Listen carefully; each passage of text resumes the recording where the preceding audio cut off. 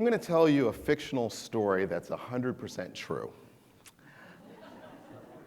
I travel a lot in my job, and I travel so much, in fact, that recently I was on a trip and we were in a meeting, and they asked everyone to introduce themselves by the title that's on your business card, and then by the subtitle of what that business card actually should say.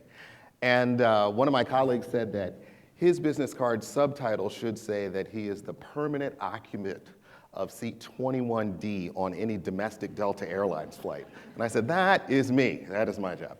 So I was on a flight recently, and I was settling into seat 21D. And when I fly, I always fly with my music. So I've got my headphones on, and I try and escape into my own world. And I've been listening to a lot of Bach recently, Bach violin partitas. And I find that Bach is a wonderful way of just kind of emptying yourself and going into this really creative, meditative, contemplative space. And so I was about to put my headphones on, and there's this older lady sitting next to me. And she looks like she wants to talk. You never want to talk on a plane. So I said, okay. So she starts talking about herself, and she says that she's just coming from this trip, visiting her son and her goddaughter, and also her 3 grandchildren. And she says that, she's been working to try and make these connections with her grandchildren, and, it's just this wonderful experience. And I was like, that's great. And so, as most conversations go, it eventually turns around to her asking me what I do. And this is when I like to say I get the stink face. The stink face is when there's an idea that's incongruous with what you're facing. And so I tell her that my position is that I am the Dean of Undergraduate Studies in CyberLearning. Stink face. So I said, okay, well, let me explain what that is. What I really do is that I'm a professional musician. I'm a conservatory trained musician, and I've played in professional orchestras for most of my career. I actually play and conduct professional orchestras. And I use that as a construct. I use music as a construct for really designing 21st century learning environments. So I said, okay. You said that you're a grandmother, so what are the ages of your grandkids? And she says, I have 3 grandkids. They're 10, 12, and 15.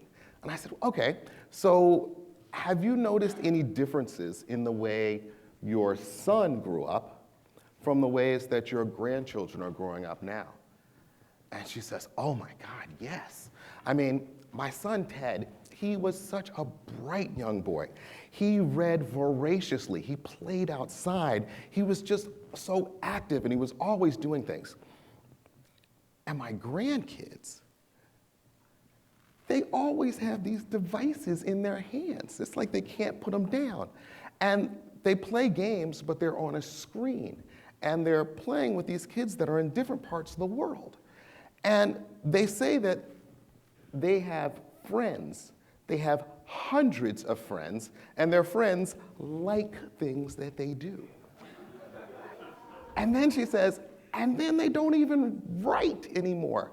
I see them, and they're on these devices, and they're communicating. And I asked my granddaughter, I said, let me see what you're writing. And it's gobbledygook. You can't even read what's on the thing. And so I'm thinking, oh man, I asked the wrong question for this lady. And then she says, but I started this thing last summer where I started what I call my granny hangs. And a granny hang is when, for each one of my grandchildren, I send them a plane ticket on their birthday. And they come, visit with me for 3 or 4 days, and I try and do all the things that they really love to do. It's all about trying to make connections with my grandchildren. The idea is that if I can connect with them, then they will be able to have a piece of me that'll go on with them for the rest of their lives. And I thought, wow, that's really powerful. So she says, I sent a ticket to my granddaughter, Elizabeth, and she came and visited, and she gets there, and it's obvious that she doesn't really want to visit me. She's there, and she's on this device, and she's communicating with her friends, and she's just really distracted. And so for a day, we had very little connection. And so the second day that we were there, we're sitting in the living room, and she looks in the corner and she sees this bag. And she says, "Grandma, what's in that bag?" And she says, "Oh, that's my knitting bag. And I used to knit so much, and I had all these wonderful projects that I was doing."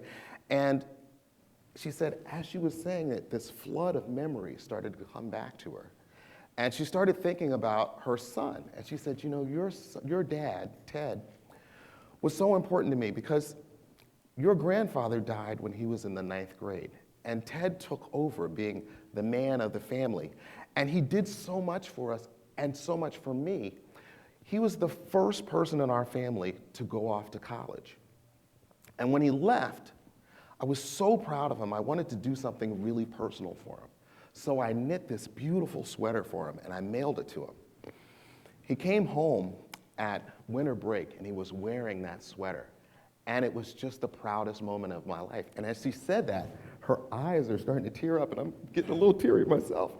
And so she says, "You know, it was the first time that I felt like I was connecting with her."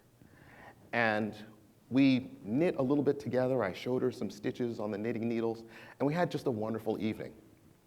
Next day, she's right back in those devices again. So she's thinking, well, maybe I wasn't making the connection that I thought I was.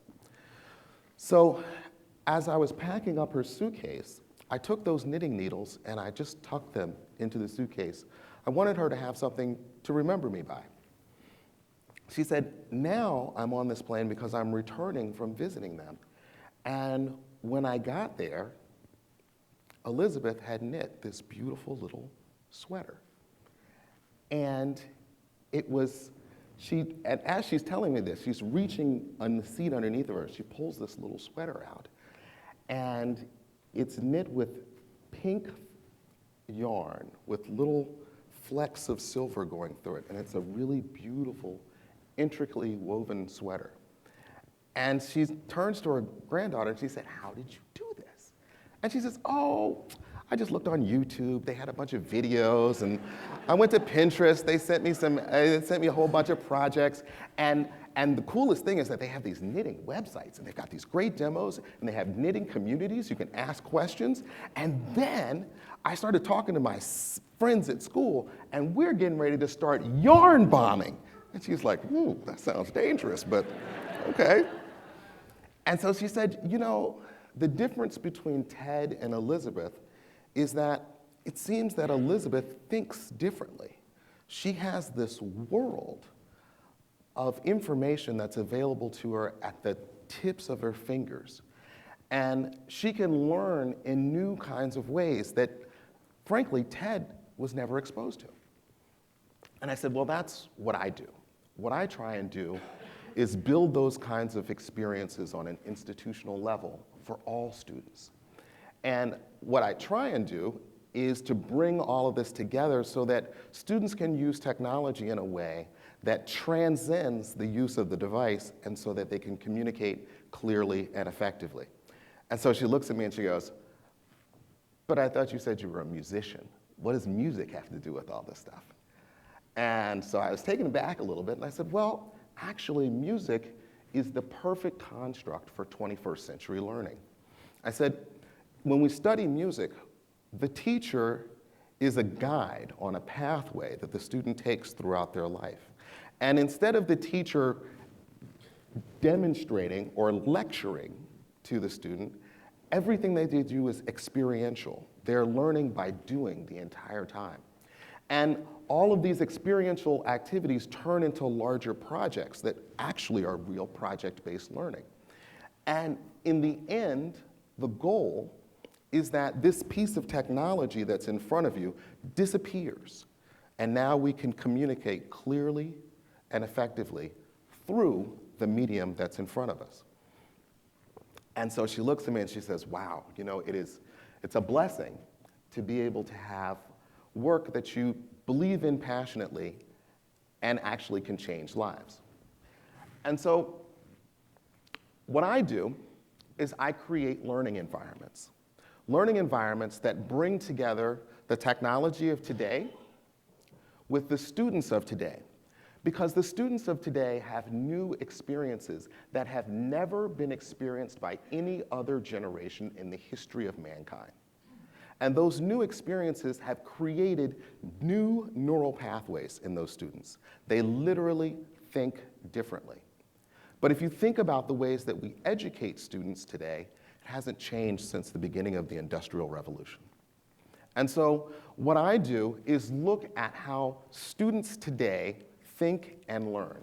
And we use cognitive science to actually develop new teaching and learning systems so that the educators who might have 20th century brains and the students who have 21st century brains can meet in the middle.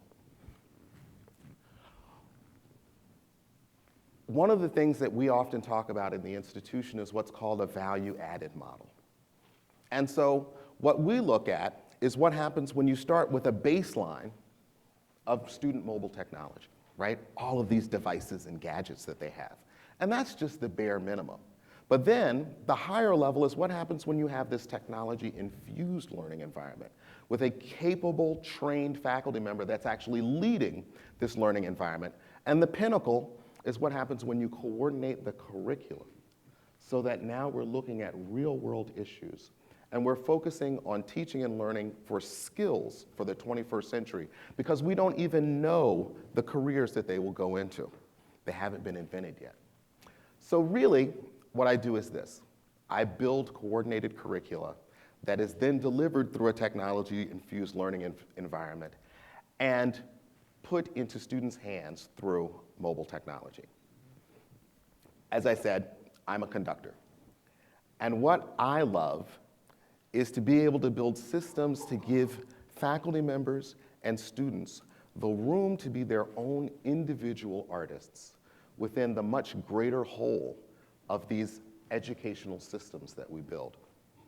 I believe that we must change the way we think of educating students today. And I believe that we must take the context of where our students are and the experiences that they've had and build systems that will actually prepare them for the world of today and the world of tomorrow, not the world of yesterday.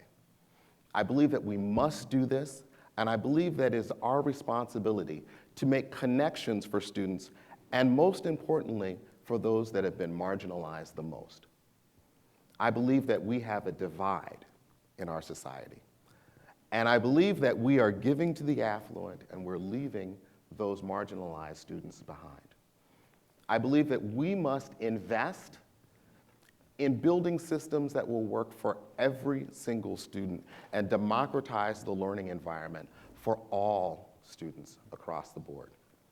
I believe that we can do this, and I believe that we must do this, because it is these students that will solve the problems of today and will take advantage of technology to create the world of the future. Thank you.